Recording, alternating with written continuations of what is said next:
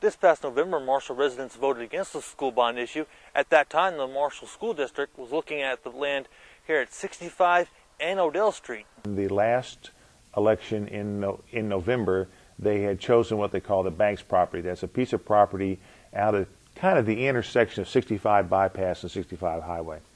That was a 20-acre spot, and there was a lot of concern from the community that that might not be a good place due to the highway accesses and crowding.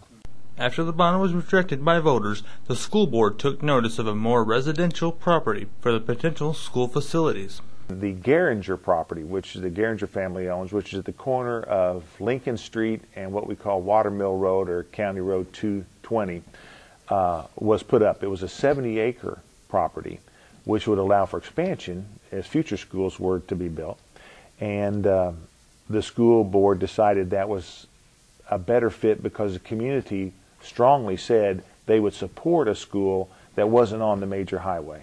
With the Geringer property being a 70-acre property, it would be easier for the school board to start planning to replace the current middle school. If this bond passes, and hopefully it will, in 8 to 10 years we'll be able to build that kindergarten, first and second grade building, and then we can come in 8 to 10 years behind that and build the middle school. So you will eventually get out of all those old buildings. One of the many issues surrounding the elementary buildings is the aging boilers and water systems. These issues are more than what meets the eye. The only concerns that I had from parents was one summertime we came in and our air conditioning wasn't working, and so it was very extremely hot in here, and so there was complaints about the heat. But other than that, you know, we've been fortunate and we haven't had any major problems, so parents have not voiced a concern at this time.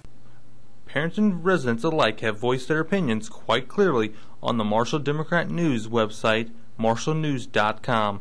One article garnered over 50 comments pertaining to the school bond. I'm Will Claggett for Viking Views.